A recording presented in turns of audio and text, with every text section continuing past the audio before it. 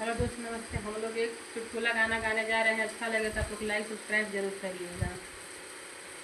गंगा नहैनी सूरज मिनती कैनी पा गईनी हो पा गईनी हंस मुसना भातार पा गईनी।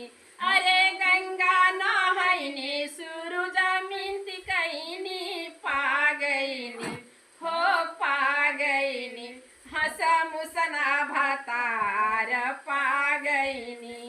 लवंग के भेजनी तलाची ले अइने मार दिहनी हो मार दिहनी चटकना दुई चारी मार दिहनी चटकना दुई चारी मार दिहनी।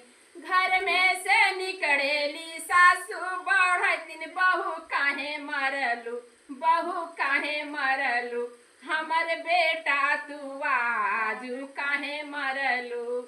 मरनी त मरनी ससु आपन भतार ओहू में हो ओहू में कुछ लागल बतुहार ओ